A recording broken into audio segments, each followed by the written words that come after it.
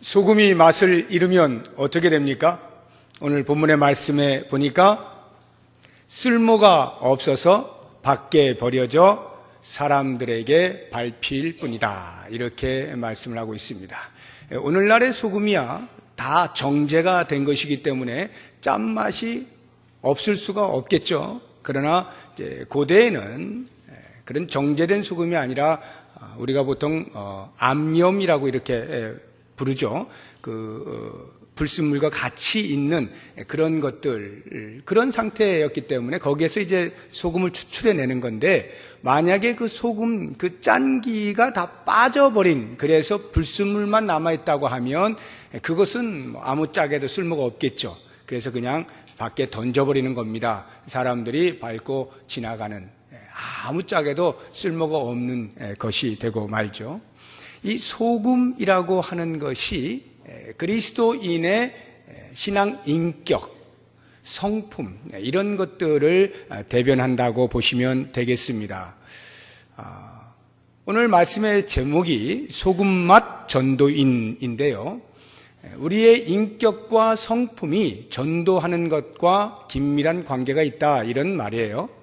오늘 이제 말씀을 마치면 태신자 작정을 하게 되는데, 이 태신자 전도 방법이 관계 전도입니다. 관계 전도란 것은 노방 전도와 같이 불특정 다수, 아무도 모르는 사람, 얼굴을 모르는 사람들에게 그냥 전도지를 나누어주고 예수 믿으세요, 예수 믿으세요 하는 이런 전도 방법이 아니고, 우리의 주변에서 일상생활을 같이 하는 사람들 중에 아직 예수님을 알지 못하는 사람들과 관계를 맺으면서 천천히 우리의 삶을 통해서 또는 복음 증거하는 것을 통해서 시간을 두고 전도하는 것, 이게 태신자 전도입니다.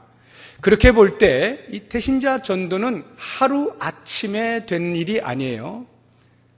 우리가 이제 예배를 마치고 1시에 노방전도를 나갑니다만 그런 개념이 아닙니다. 시간을 두고 관계를 맺는 것이니까 과정이라는 것이 있죠.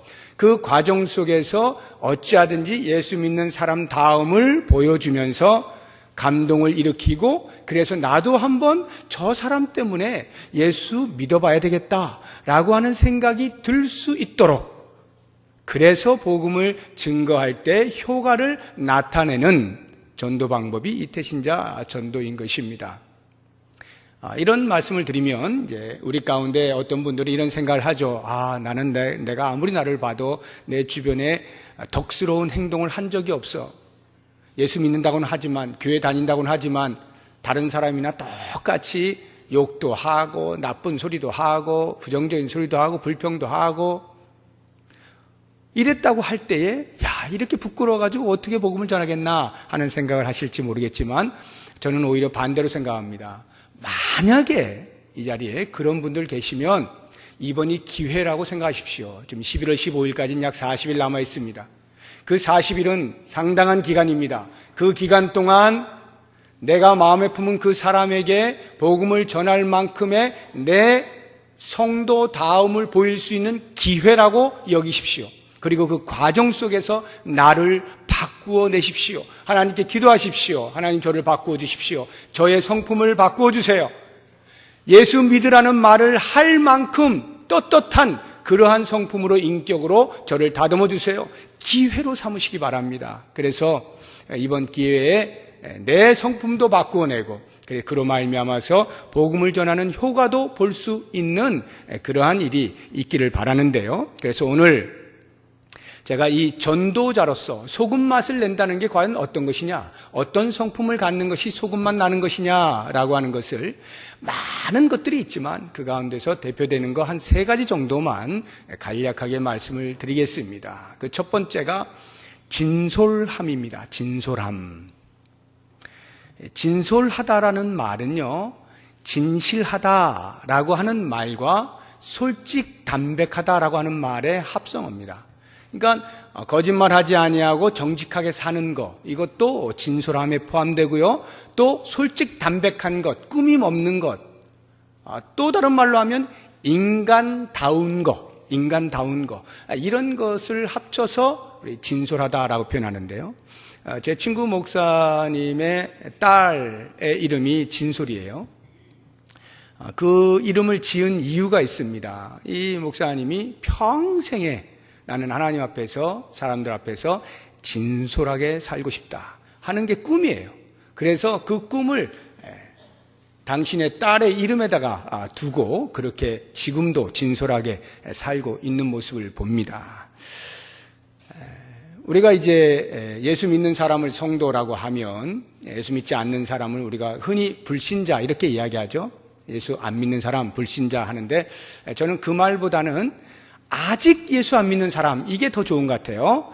가능성이 언제나 열려 있는 사람, 그런 면에서 불신자보다는 미신자, 아직 아닌 신자, 곧 신자 될 수 있는 사람, 그래서 미신자 이렇게 제가 표현을 해보겠는데, 미신자들이 신자를 볼 때, 성도를 볼 때에 가지고 있는 부정적 시각이 있습니다. 그게 뭐냐 하면 담이 높다는 거예요. 그러니까 자기들 세계만 구축해놓고 자기들끼리 좋다라 하고 높은 담을 세워서 문턱이 높아가지고 들락날락하기가 쉽지 않다, 뭐 이런 말을 하고요. 또는 타 종교에 대해서 배타적이어서 상당히 독선적이다, 이러한 부정적 시각을 갖기도 하고요. 또는 인생이 얼마나 복잡다단한데 그 모든 일어나는 현상들에 대해서 뭔가 고민하고 끙끙거리면은 성경은 이렇게 이야기하고 있어, 성경에서 이렇게 하고 있어 하고 너무 단순하게 대답을 한다. 단순하다. 인생을 모른다. 이런 이야기도 하고요. 가장 많은 것 중에 하나가 겉과 속이 다르다. 위선적이다. 이러한 그 부정적 평가도 있습니다. 저는 이런 수많은 그 미신자들로부터 받게 되어지는 평가에서 상당 부분은 편견과 오해로 말미암은 것이라고 생각을 합니다. 그러나 그 가운데서는 우리가 귀를 열고 귀를 기울여서 들어야만 하는 내용들도 적지 않습니다. 왜 우리가 그 미신자들이 이야기하고 있는 그런 이야기들에 대하여서 귀를 기울여야 하느냐 하면요, 그들이 하나님을 생각하는 것은 하나님이 누구신지를 모르니까, 경험되지 아니하였기 때문에 마음에 그려내질 못해요. 그들이 그릴 수 있는 유일한 길은 우리입니다. 우리를 통해서 하나님이 어떠한 분이시겠구나 하는 것을 짐작하는 거거든요. 그런 면에서 우리의 행위와 삶의 모습이 얼마나 중요한지 모릅니다. 우리를 통하여 하나님을 그려내게 되어지는 그 역할이 우리에게 주어졌다고 할 때, 우리가 위선적이라고 하면 그들의 눈에 하나님이 위선자로 보이는 거죠. 이런 면에서 우리가 상당히 귀를 기울여서 그들의 이야기를 들을 필요가 있는 것입니다. 진솔하다고 하는 것에 대한 한 예를 제가 한번 들어보겠습니다. 어떤 사람이 저에게 이런 고백을 한 적이 있어요.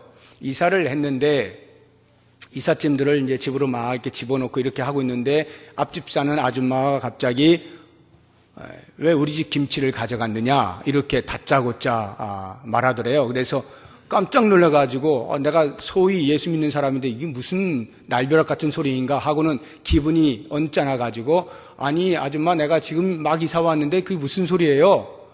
하고는 다시 또 이렇게 대꾸를 하고 집으로 이제 들어갔습니다. 그리고는 이제 짐 정리를 막 하는데 거기에서 못 보던 스티로폼에 쌓여있는 뭐가 있는데 열어보니까 김치인 거예요.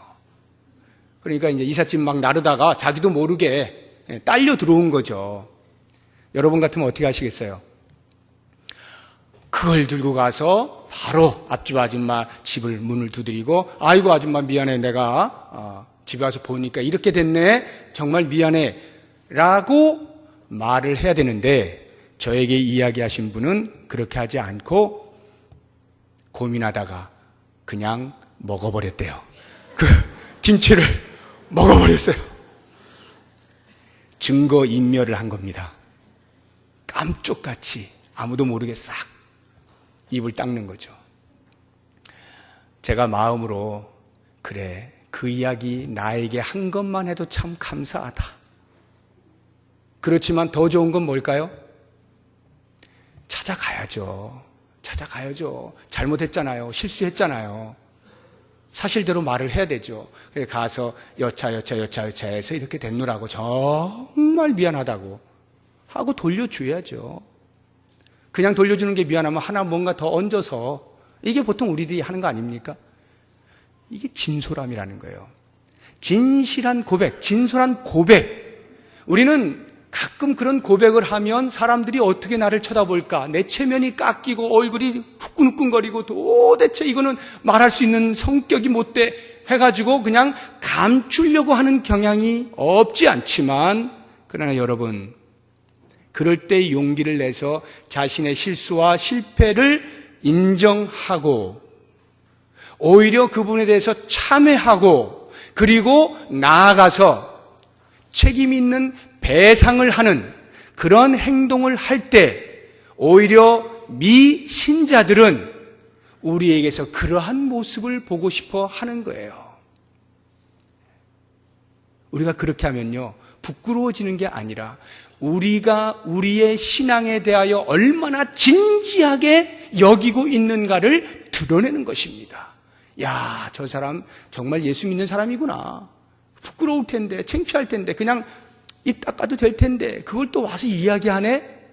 그 신앙의 진지함을 엿보게 되는 거예요. 그러면서 궁금해지는 거죠. 예수 믿으면 저렇게 되는 건가? 그러면서 그들의 마음에 이 용기 있는 행동으로 말미암아서 그 진실한 고백을 통해서 한 영혼을 얻을 수 있는 기회가 될 수 있다라고 하는 것입니다. 진솔해지는 그런 마음을 많이 가질 수 있기를 바라고요. 두 번째는 긍휼의 마음입니다. 소금만 낸다는 것은 이 긍휼의 마음을 갖는다라고 하는 것인데요. 여러분, 긍휼의 마음이 있으십니까? 주변에 아직 예수를 알지 못하는 사람들에 대하여 불쌍하다라고 하는 마음이 있어요? 그 마음이 있기 전에 선결돼야 되는 게 있어요. 그 마음이 있으려면 반드시 전제되는 게 있는데, 그게 뭐냐면 구원의 가치를 인지하는 겁니다. 내가 지금 받은 이 구원의 가치가 어느 정도인가에 대한 인지가 되어 있지 아니하면 천국을 가든지 지옥을 가든지 나는 예수 믿으니까 천국 가고 너는 안 믿으니까 그냥 지옥 가고, 간단하게 생각을 하면 그 가치를 잘 모르면 불쌍히 여겨지는 마음이 생길 리가 만무하죠. 뿐만 아니라 내가 받은 구원에 대한 확신이 설 때,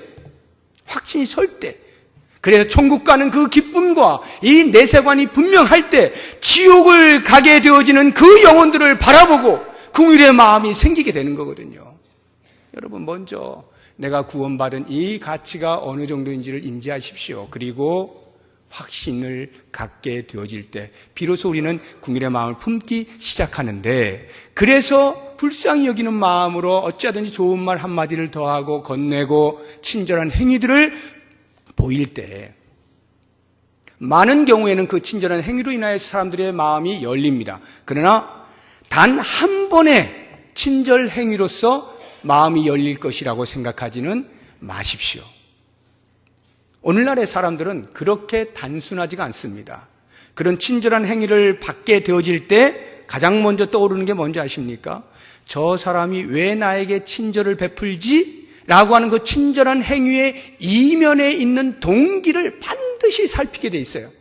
반드시. 그렇기 때문에 우리의 마음을 다 뒤집어서 보여줄 때 조금도 부끄러움이 없을 만큼 깊이가 있는 긍휼의 마음, 또 다른 불순한 동기가 있지 아니한, 정말로 그 영혼이 구원받기를 소망하는, 그 영혼이 지옥에서 천국으로 옮겨갈 수 있기를 소망하는 그 단순한 긍휼의 마음을 그들에게 나타내고 지속적으로 보여줄 때 그들이 서서히 문을 열게 되어지는 것입니다. 사랑하는 여러분, 이렇게 긍휼의 마음을 그들에게 보인다라고 할 때 우리 자신의 힘만으로는 사실 쉽지가 않아요. 우리가 하나님의 사랑을 입고 그 은혜에 녹아져서 눈물을 흘리고 감격하지만, 그러나 내 힘으로 그 모습을 다른 사람들에게 그대로 보여주려고 하면 쉽지가 않습니다. 그렇기 때문에 우리는 언제든지 위로부터 받은 것을 내 문을 열고 흘려보낸다라고 하는 생각을 가져야 돼요. 그리고 그렇게 해야만 계속적으로 흘려보낼 수가 있는 것입니다. 그래서 우리는 저장고가 아니에요. 우리는 수도관이 되어야 됩니다. 하나님의 은혜가 하늘로부터 내려옵니다. 그래서 그것을 내 마음에 차곡차곡 쌓아두는 것 아닙니다.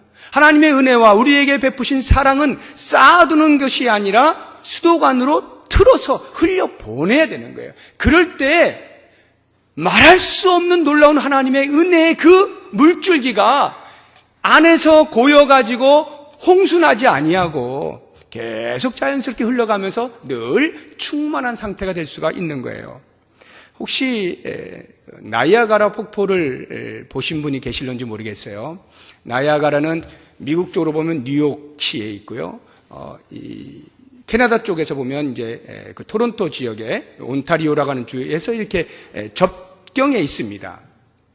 근데 그 나이아가라 폭포가 이제 여러 개의 폭포들로 이렇게 구성이 되어 있잖아요. 그 가운데 가장 큰 폭포가 그 호스휴라고 하는 말 발굽처럼 생겼다라고 해서 그렇게 이름이 불려져 있는데, 이 호스휴 폭포가 가장 웅대한데 그게 이제 캐나다 쪽에서만 보여요. 그래서 나이아가라 폭포를 제대로 보기를 원하시는 분은 캐나다로 건너가서 이렇게 보시면 좋은데, 제가 2002년도에 이제 그것을 봤는데요. 정말 엄청나더라고요. 세계 3대 폭포 중에 하나잖아요. 제가 그때 그걸 보면서 궁금했던 게 뭐냐 하면, 이 어마어마한 양의 폭포에서 떨어지는 물을 과연 어떻게 받아내는가, 이게 궁금했어요. 보니까 그 밑으로 이제 받아내는 호수가 있는데 그게 온타리오 호수라고 하는 것입니다. 이 나이아가라 폭포의 물량이 어느 정도 되는지 아십니까? 1초, 똑딱 하는 이 1초에 수백만 리터의 물이 쏟아집니다.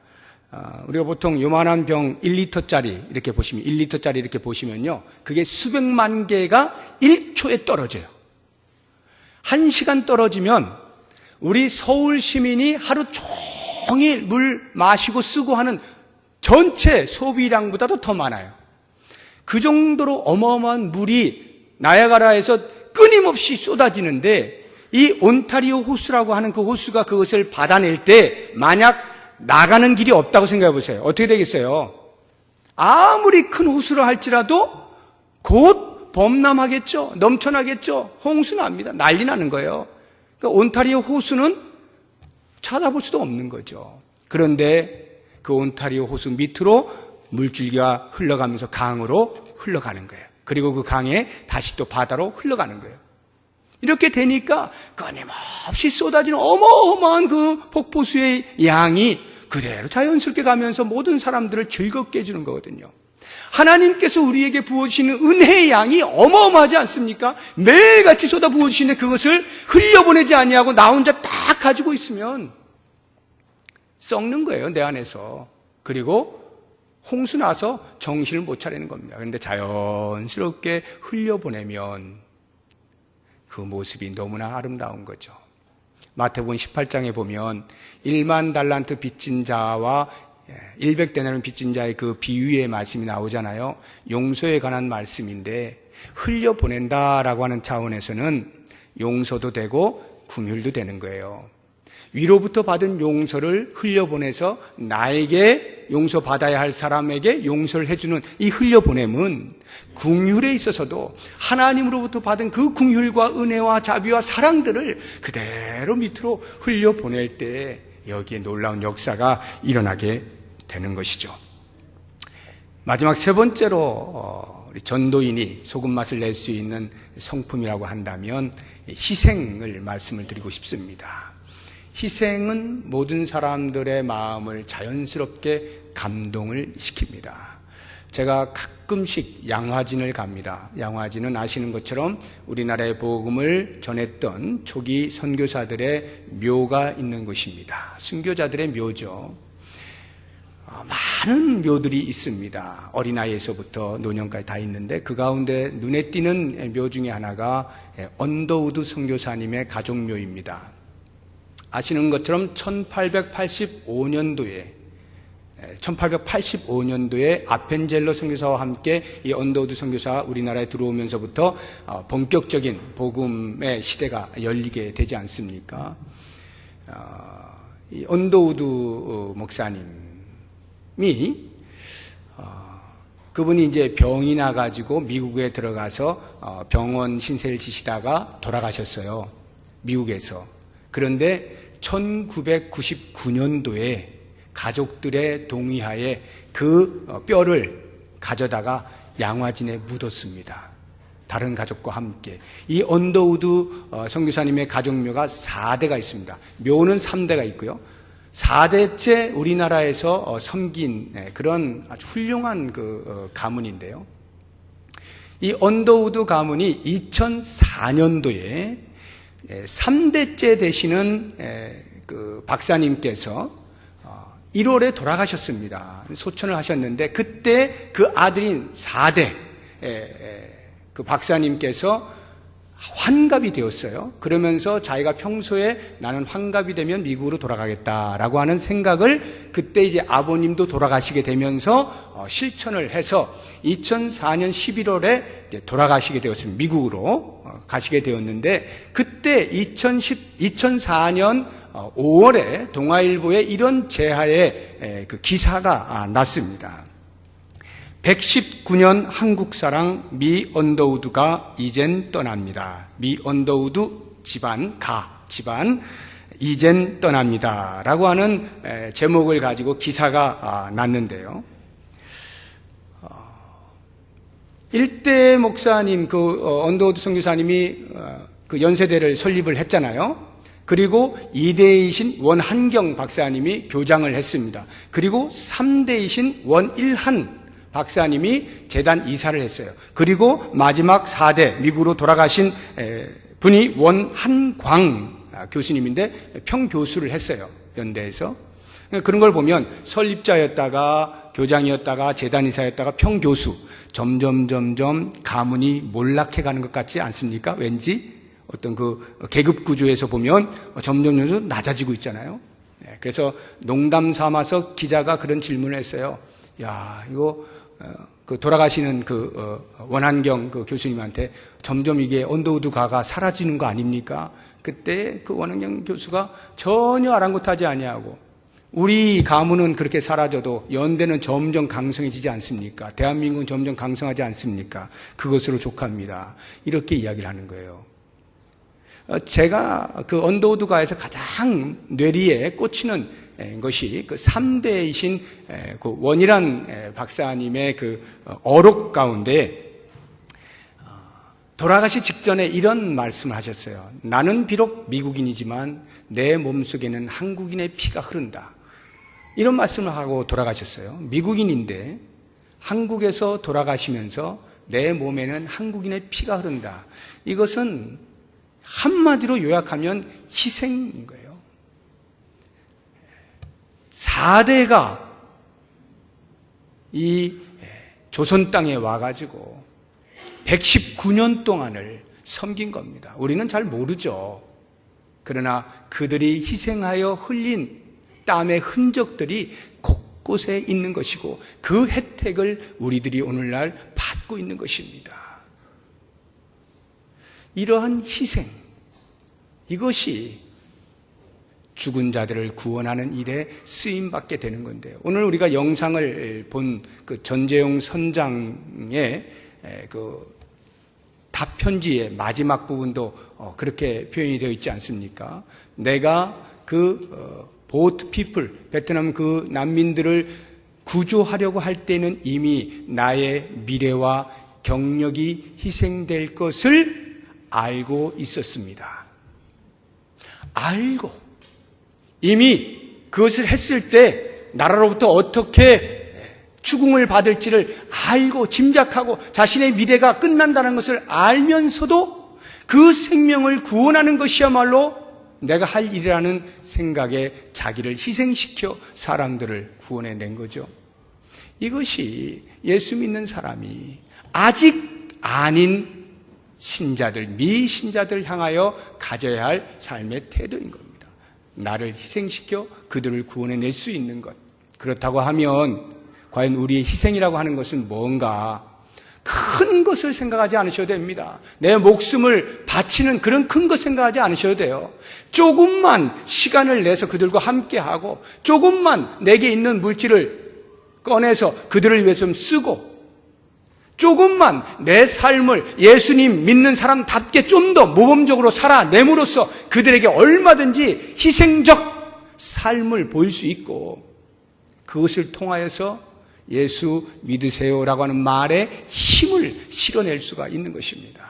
모쪼록 원하기는 이제 우리의 삶에서 예수 믿는 사람다움의 그 인격과 성품은 하루아침에 속성만으로 되어지는 것 없고 지름길 없으니까 오직 하나님 바라보는 그 항상심을 가지고 끊임없이 나의 인격을 개발해 나가면서 그렇게 주변에 있는 사람들에게 복음을 증거하면서 그 복음이 효과적으로 증거되어지고 그러한 우리의 삶의 모습을 통해서 한 영혼이라도 구원받는 일에 쓰임받을 수 있는 우리 모두가 될 수 있기를 주의 이름으로 축복합니다. 기도하겠습니다. 하나님 아버지, 이전보다 조금이라도 더 진솔해지고 싶습니다. 이전보다 좀 더 큰 긍휼의 마음을 품고 싶습니다. 이전보다 더 큰 희생의 정신을 가지고 우리의 잃어버린 백성들을 향하여 내 삶을 드리고 싶습니다. 주님 우리를 사용하여 주시옵소서. 하나님 웃으실 수 있는 일에 쓰임받는 우리 모두가 되게 하여 주시옵소서. 예수님의 이름으로 기도드립니다. 아멘. 이 시간에는 여러분 주보 안에 대신자 작정서를 다 꺼내시기 바랍니다. 그걸 보시면 가운데에 절취선이라고 되어 있죠.